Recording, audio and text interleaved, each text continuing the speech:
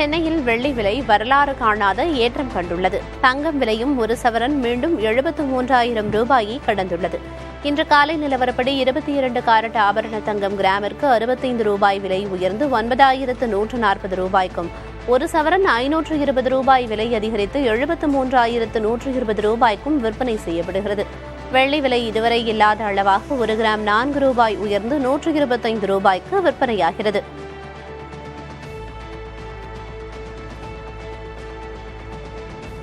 தமிழ்நாடு முழுவதும் நடைபெற்ற TNPSC group 4 தேர்வில் காலை 9 மணிக்கு மேல் தாமதமாக வந்த தேர்வர்களுக்கு அனுமதி மறுக்கப்பட்டது.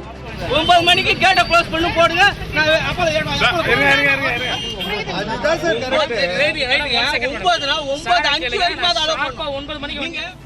உளுந்தூர்பேட்டையில் தாமதமாக வந்த ஒரு தேர்வர் தேர்வு எழுத அனுமதிக்கப்படாத ஆத்திரத்தில் தனது ஹால் டிக்கெட்டை கிழித்தெறிந்தார்.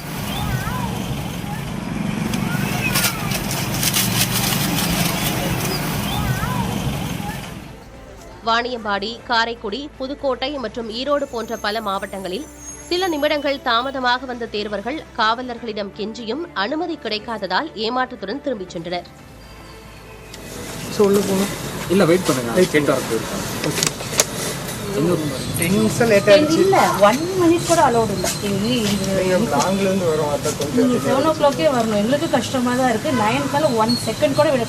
மொத்தம் 3,935 காலி பணியிடங்களுக்கு 13,89,000க்கும் அதிகமானோர் தேர்வு எழுதிய நிலையில் ஒரு சில நிமிடங்கள் தாமதமாக வந்ததால் தேர்வை எழுத முடியாமல் போனது பலருக்கும் மிகுந்த ஏமாற்றத்தை கொடுத்தது.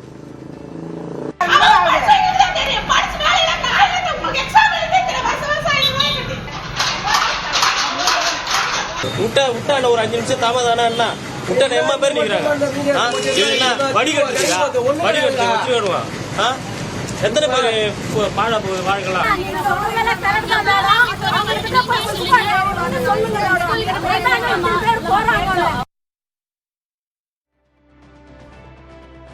வார விடுமுறை நாட்களை ஒட்டி கொடைக்கானல் மலைப்பகுதிகளில் சுற்றுலா பயணிகள் குவிந்துள்ளனர்.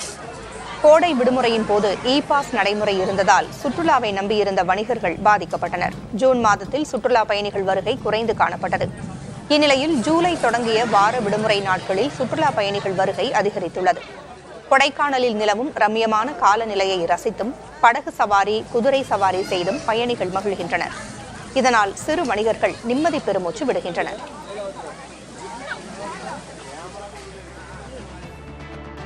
புதுச்சேரி ஏனாம் பிராந்தியத்தில் கோதாவரி ஆற்றில் மீனவர்கள் வலையில் சிக்கிய 3 கிலோ எடையுள்ள புலசா மீன் 18,000 ரூபாய்க்கு ஏலம் போயிருக்கிறது.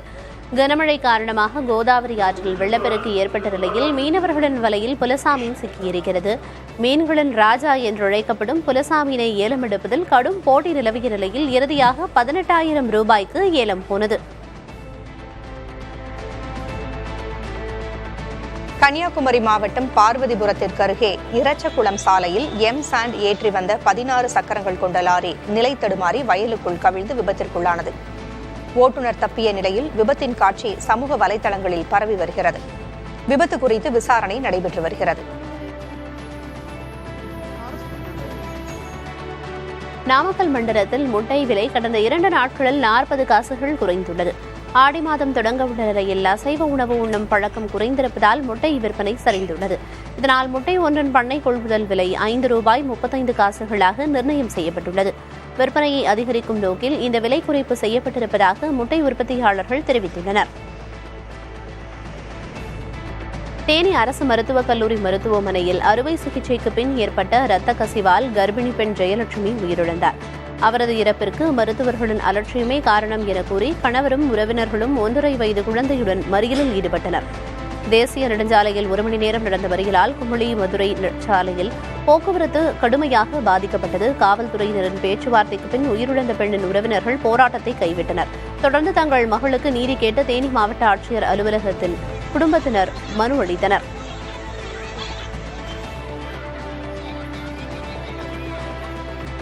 இந்திய விமானத்துறை நடப்பு நிதியாண்டில் 3,000 கோடி ரூபாய் வரை இழப்பை சந்திக்க நேரிடும் என ஆய்வறிக்கை கூறியுள்ளது. சந்தை ஆய்வு அமைப்பான ICRA வெளியிட்டுள்ள அறிக்கையில் பயணிகள் மூலம் போதிய வருவாய் கிடைக்காததும், எரிபொருள் விலை அதிகமாக இருப்பதும் இழப்பு அதிகரிக்க காரணமாக இருக்கும் என தெரிவிக்கப்பட்டுள்ளது. விமான பயணிகள் எண்ணிக்கை அதிகரித்த போதும் கடுமையான போட்டி காரணமாக கட்டணங்களை உயர்த்த முடியாத நிலையில் விமான நிறுவனங்கள் உள்ளதாக தெரிவிக்கப்பட்டுள்ளது.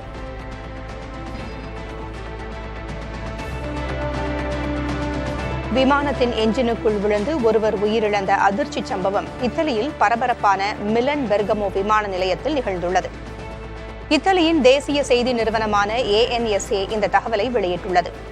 அதில் 35 வயதான ஆண்ட்ரியா ரூசோ பயணியோ ஊழியரோ அல்ல என்றும் விமான நிலையத்தின் பாதுகாப்பு சோதனைகளை தவிர்த்துவிட்டு வேகமாக ஓடி வந்திருக்கிறார் என்பதும் கூறப்படுகிறது. 154 பயணிகளுடன் ஸ்பெயினுக்கு புறப்பட தயாராக இருந்த அந்த விமானத்தின் இடது என்ஜினுக்குள் குதித்து ரூசோ உயிரிழந்திருக்கிறார். இது தற்கொலையாக இருக்கலாம் என்று அதிகாரிகள் கூறுகின்றனர். கடுமையான வெள்ளத்தால் பாதிக்கப்பட்ட அமெரிக்க மாநிலமான டெக்சாஸுக்கு அதிபர் ட்ரம்ப் நேரில் சென்று பார்வையிட்டார். வெள்ளத்தில் தங்கள் குடும்பத்தினரை இழந்தவர்களையும் ட்ரம்ப் சந்தித்து ஆறுதல் கூறினார். மாநில நிர்வாகம் பேரிடர் காலத்திலும் சிறப்பாக செயல்பட்டதால் மிகப்பெரிய அளவிலான பாதிப்புகள் தடுக்கப்பட்டதாக ட்ரம்ப் கூறினார். ட்ரம்பின் குடியரசுக் கட்சி ஆளும் மிகப்பெரிய மாநிலங்களில் டெக்சாஸும் ஒன்று என்பது குறிப்பிடத்தக்கது. டெக்சாஸில் கடந்த 4ஆம் தேதியிலிருந்து பெய்து வரும் மழையில் 129 பேர் உயிரிழந்துள்ளனர். 170 பேர் காணவில்லை. அமெரிக்காவில் ஒரே நாளில் 1353 அரசு ஊழியர்கள் பணியிலிருந்து நீக்கப்பட்டுள்ளனர். இதில் வெளிநாடுகளில் அமெரிக்க தூதரகங்களில் பணிபுரிந்தவர்களும் அடங்குவர். அரசின் நிர்வாகத்தை செம்மையாக்குவதற்காக என கூறி இப்பணி நீக்கங்கள் மேற்கொள்ளப்பட்டுள்ளன. ஆனால் இதனால் நீண்ட கால நோக்கில் பாதிப்புகள் ஏற்படும் என்று எதிர்க்கட்சி விமர்சித்துள்ளது. எலான் மஸ்க் அரசின் சீர்திருத்தத்துறை தலைவராக இருந்தபோதுதான் மிகப்பெரிய அளவில் பணி நீக்கங்கள் மேற்கொள்ளப்பட்டன. தற்போது அவர் வெளியேறிய பின்பும் பணி நீக்கங்கள் தொடங்கியுள்ளது அதிர்ச்சியை ஏற்படுத்தியுள்ளது. சீனாவில் சென் நதியையும்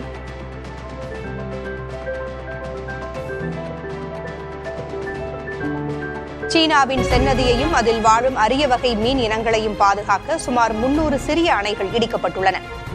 அந்த நதியில் செயல்பட்டு வந்த 373 சிறிய நீர்மின் நிலையங்களில் 342 நீர்மின் நிலையங்கள் மூடப்பட்டுள்ளன. மீன்களின் இடப்பெயர்ச்சியை தடுக்கும் கட்டுமானங்களை அகற்றி நீரோட்டத்தை மேம்படுத்துவதை நோக்கமாக கொண்ட இந்த திட்டம் 2020ஆம் ஆண்டு முதல் செயல்படுத்தப்பட்டு வருகிறது. இந்த திட்டத்தின் மூலம் நல்ல முன்னேற்றம் ஏற்பட்டு வருவதாக அந்நாட்டு சுற்றுச்சூழல் ஆர்வலர்கள் தெரிவிக்கின்றனர். குறிப்பாக இதன் மூலம் 2022இல் அழிந்துவிட்டதாக அறிவிக்கப்பட்ட யாங்ஸி ஸ்டர்ஜன் போன்ற மீன் இனங்கள் மீண்டும் செந்நதியில் கண்டறியப்பட்டிருப்பதாக கூறுகின்றனர். அதேபோல் அரிய வகை மீன் இனங்களை பாதுகாப்பதற்காக யாங்ஸி ஆற்றில் 10 ஆண்டுகளுக்கு மீன் பிடிக்கவும் சீனா தடை விதித்துள்ளது.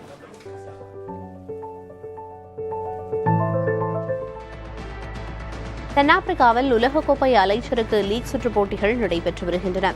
இதில் உலகெங்குமிருந்து வீரர் வீராங்கனைகள் தங்கள் திறமைகளை வெளிப்படுத்தினர்.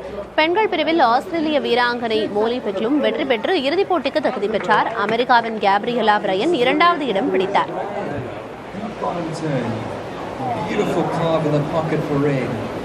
Cruising down the line, another section for red. So Gabriella Bryan to make this one inside. Some spray, here she goes. Another one up into the left for Surfer in the red. Gonna find a strong finish. So Gabriella Bryan. Up and riding is Surfer.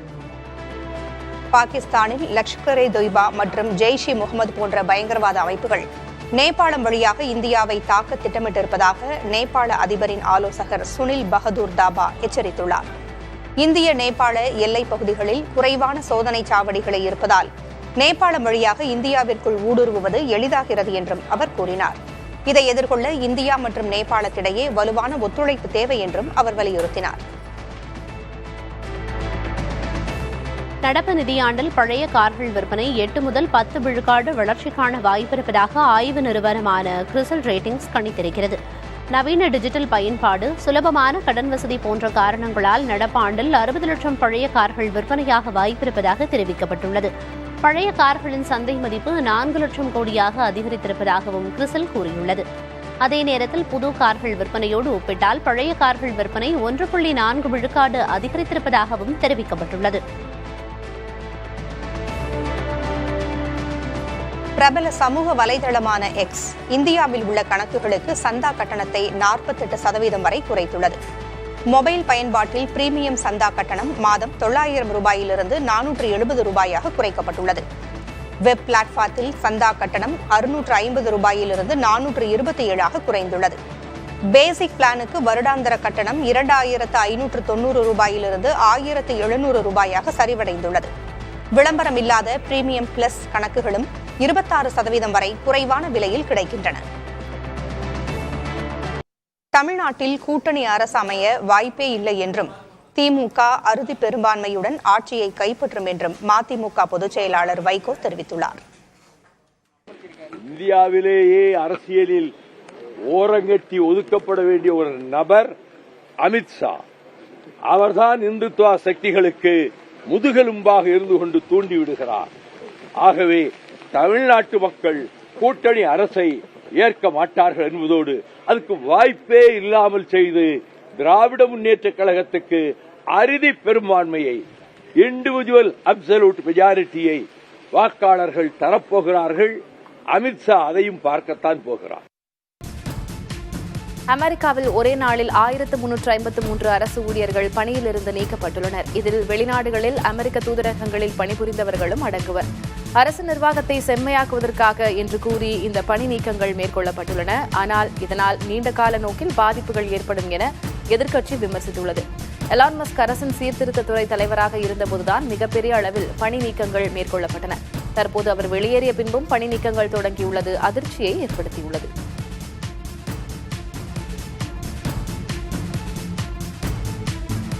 Taiwan முப்படைகளும் போர் பயிற்சிகளில் தீவிரம் காட்டி வருகின்றன. 5ஆம் நாள் நிகழ்வில் அமெரிக்காவின் அதிநவீன வான் பாதுகாப்பு சாதனத்தை பயன்படுத்தி பயிற்சிகள் மேற்கொள்ளப்பட்டன. அருகில் உள்ள சீனா படைகளை குவித்து வரும் நிலையில் தைவானின் இப்பயிற்சி உலகளவில் கவனத்தை ஈர்த்துள்ளது. அமெரிக்காவின் உதவியோடு தைவான் செய்து வரும் செயல்களை பார்த்து தாங்கள் அஞ்ச மாட்டோம் என சீனா தெரிவித்துள்ளது. தைவானை தனது நாட்டின் ஒரு அங்கம் என சீனா கூறி வருகிறது. ஆனால் தாங்கள் சுயேட்சையான நாடு என கூறி தைவான் தனித்து செயல்பட்டு வருகிறது. போர்க்காலங்களில் எப்படி தற்காத்துக் கொள்வது என்பது குறித்து பொதுமக்களும் ஒத்திகைகளில் ஈடுபட்டனர்.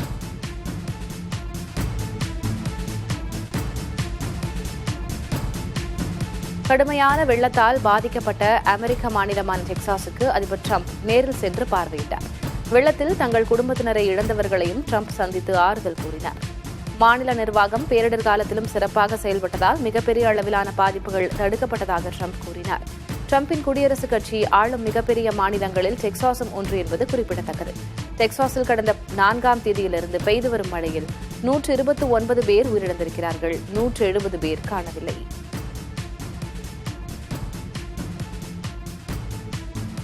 விமானத்தின் என்ஜினுக்குள் விழுந்து ஒருவர் உயிரிழந்த அதிர்ச்சி சம்பவம் இத்தாலியில் பரபரப்பான மிலன் பெர்கோமோ விமான நிலையத்தில் நிகழ்ந்திருக்கிறது. 35 வயதான ஆண்ட்ரியா ருசோ பயணியோ ஊழியரோ அல்ல என்றும் விமான நிலையத்தின் பாதுகாப்பு சோதனைகளை தவிர்த்துவிட்டு வேகமாக ஓடி வந்திருக்கிறார் எனவும் தெரியவந்துள்ளது. 154 பயணிகளோடு ஸ்பெயினுக்கு புறப்பட தயாராக இருந்த அந்த விமானத்தின் இடது என்ஜினுக்குள் குதித்து ருசோ உயிரிழந்திருக்கிறார். இது தற்கொலையாக இருக்கலாம் என அதிகாரிகள் கூறுகின்றனர்.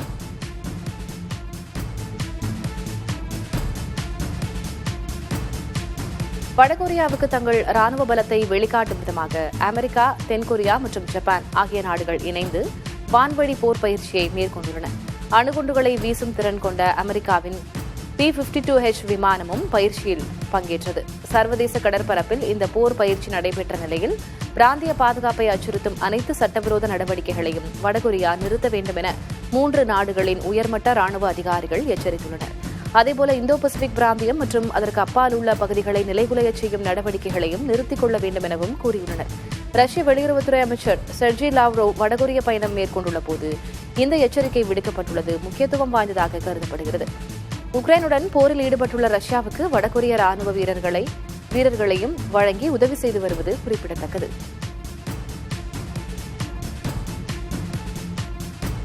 கடந்த 2 வாரங்களில் 5 லட்சம் ஆப்கானிஸ்தானியர்கள் ஈரானிலிருந்து வெளியேற்றப்பட்டுள்ளனர். இது சமீப ஆண்டுகளில் நிகழ்ந்த மிகப்பெரிய மக்கள் வெளியேற்றங்களில் ஒன்று என ஐக்கிய நாடுகள் சபை தெரிவித்துள்ளது.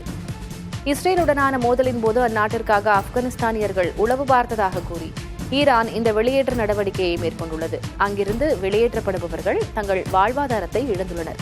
மேலும் அவர்கள் பாலைவனத்திற்குள் தள்ளப்பட்டுள்ளதால் வெயில் காரணமாகவும் நிவாரண உதவிகள் கிடைக்காமலும் அவர்கள் உயிருக்கு அச்சுறுத்தல் ஏற்பட்டுள்ளது.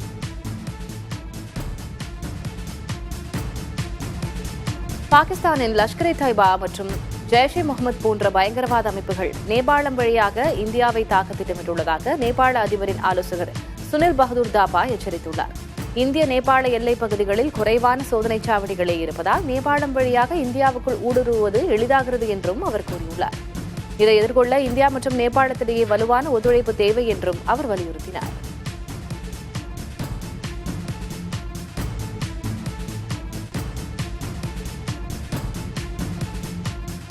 தென்னாப்பிரிக்காவில் உலகக்கோப்பை அலைச்சறுக்கு லீக் சுற்றுப் போட்டிகள் நடைபெற்று வருகின்றன. இதில் உலகெங்கிலும் இருந்து வீரர் வீராங்கனைகள் தங்கள் திறமைகளை வெளிப்படுத்தினர். பெண்கள் பிரிவில் ஆஸ்திரேலிய வீராங்கனை மோலி பிக்ரம் வெற்றி பெற்று இறுதிப் போட்டிக்கு தகுதி பெற்றார்.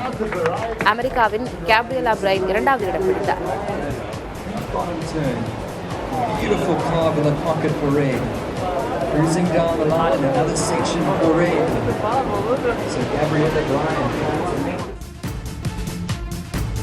இந்திய விமானத்துறை நடப்பு நிதியாண்டில் 3000 கோடி ரூபாய் வரை இழப்பை சந்திக்க நேரிடும் என ஆய்வறிக்கை கூறியுள்ளது. சந்தை ஆய்வு அமைப்பான ICRA வெளியிட்டுள்ள அறிக்கையின் பயணிகள் மூலம் போதிய வருவாய் கிடைக்காததும் எரிபொருள் விலை அதிகமாக இருப்பதும் இழப்பு அதிகரிக்க காரணமாக இருக்கும் என தெரிவிக்கப்பட்டுள்ளது. விமான பயணிகள் எண்ணிக்கை அதிகரித்த போதும் கடுமையான போட்டி காரணமாக கட்டணங்களை உயர்த்த முடியாத நிலையில் விமான நிறுவனங்கள் இருப்பதாக தெரிவிக்கப்பட்டுள்ளது.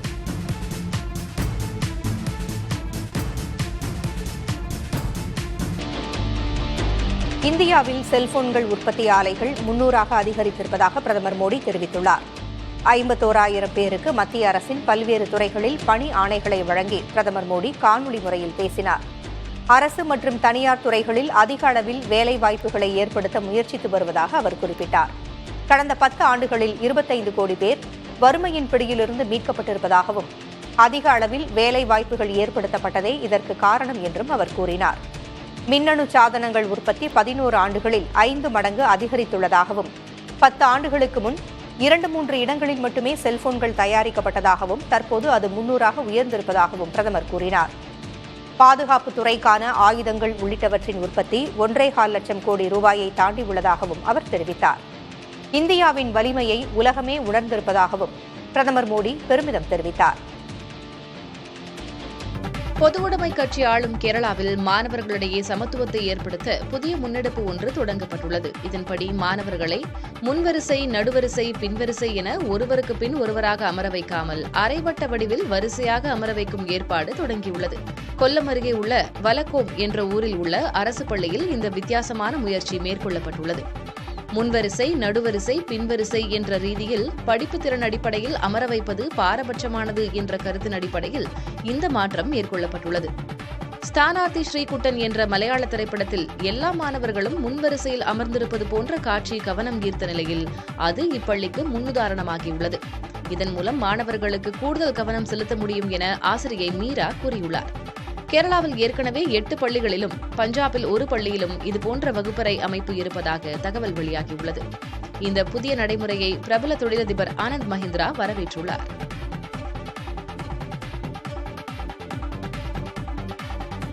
பள்ளி வகுப்பறைகளில் பாவடிவில் மேசைகளை அமைத்து மாணவர்களை அமர வைக்க பள்ளிக் கல்வித்துறை உத்தரவு பிறப்பித்துள்ளது. இந்த வடிவத்தில் அமர்வதால் மாணவர்கள் எளிதில் கலந்துரையாடலாம் என்றும் ஆசிரியர்களின் நேரடி பார்வையில் மாணவர்கள் அனைவரும் இருப்பார்கள் என்றும் தெரிவிக்கப்பட்டுள்ளது.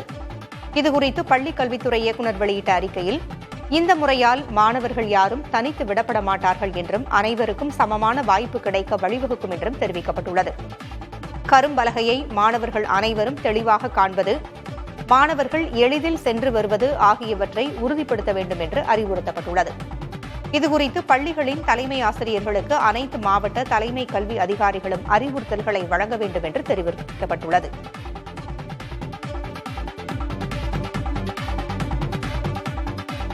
கேரள மாநிலம் சபரிமலை ஐயப்பன் கோயிலுக்கு பக்தர்கள் வருகை அதிகரித்துள்ளது. மாளிகைபுரம் கோவிலுக்கு அருகே புதிதாக நவகிரக கோயில் ஞாயிற்றுக்கிழமை பிரதிஷ்டை செய்யப்படுவதை முன்னிட்டு சபரிமலை கோயிலில் நடை திறக்கப்பட்டுள்ளது. 2வது சனிக்கிழமை வார விடுமுறை நாள் என்பதால் சபரிமலையில் குவிந்த பக்தர்கள் நீண்ட வரிசையில் காத்திருந்து தரிசித்து வருகின்றனர். பிரதிஷ்டைக்கு பின் அன்று இரவு ஹரிவராசனம் பாடி நடை அடைக்கப்படும்.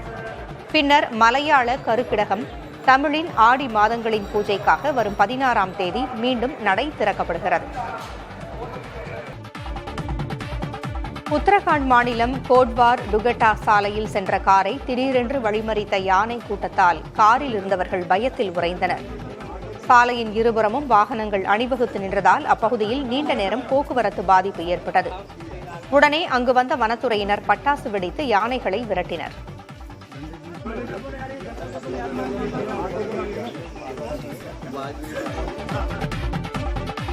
இமாச்சல பிரதேச மாநிலம் மண்டி அருகே சண்டிகர் மணாலி 4 வழிச்சாலையில் நிலச்சரிவு ஏற்பட்டது.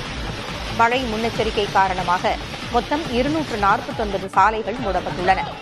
அவற்றில் 207 சாலைகள் நிலச்சரிவால் பாதிக்கப்பட்ட மண்டி மாவட்டத்தில் உள்ளதாக அதிகாரிகள் தெரிவித்தனர். மண்டியில் உள்ள பண்டோ அணைக்கு அருகில் உள்ள கைஞ்சி மோரில் ஏற்பட்ட நிலச்சரிவை தொடர்ந்து சண்டிகர் மணாலி தேசிய நெடுஞ்சாலையின் மண்டி குல்லு பகுதி சுமார் 10 மணி நேரம் மூடப்பட்டது. அங்கிருந்து வரும் வாகனங்கள் மற்றும் கட்டோலா கமண்ட் பாதைக்கு திருப்பிவிடப்பட்டன.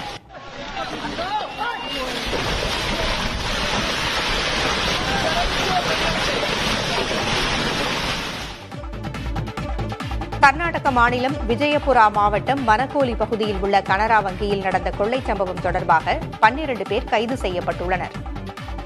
வங்கியின் முன்னாள் மேலாளர் உள்ளிட்ட குழுவிடமிருந்து 39 கிலோ தங்கம், 1,16 லட்சம் ரூபாய் பணமும் மீட்கப்பட்டுள்ளது. ரயில்வே ஊழியர்கள், பேராசிரியர் உள்ளிட்ட பலர் கூட்டமாக வங்கி திருட்டிற்கு சதி தீட்டியிருப்பது விசாரணையில் தெரியவந்துள்ளது. கொள்ளையில் பயன்படுத்தப்பட்ட வாகனங்கள், கருவிகள், வாக்கி டாக்கிகள் பறிமுதல் செய்யப்பட்டுள்ளன. இந்தியாவில் நீதித்துறை நடைமுறைகளில் உள்ள குறைபாடுகள் சரி செய்யப்பட வேண்டும் என்று தலைமை நீதிபதி BR கவாய் கூறியுள்ளார். ஹைதராபாத்தில் பல்கலைக்கழக பட்டமளிப்பு விழா ஒன்றில் பேசிய இந்திய தலைமை நீதிபதி, விசாரணைகளில் உள்ள தாமதங்கள் பல வழக்குகளில் 10 ஆண்டுகளை கடந்து நீள்வதாக கவலை தெரிவித்தார். எந்த குற்றமும் இழைக்காதவர்கள் விசாரணை கைதி என்ற பெயரில் பல ஆண்டுகள் சிறையில் கழிப்பது மிகப்பெரிய கொடுமை என்றும் தலைமை நீதிபதி வேதனை தெரிவித்தார். இதுபோன்ற பிரச்சினைகளுக்கெல்லாம் தீர்வு காணப்பட வேண்டியது அவசியம் என்றும் அவர் தெரிவித்தார்.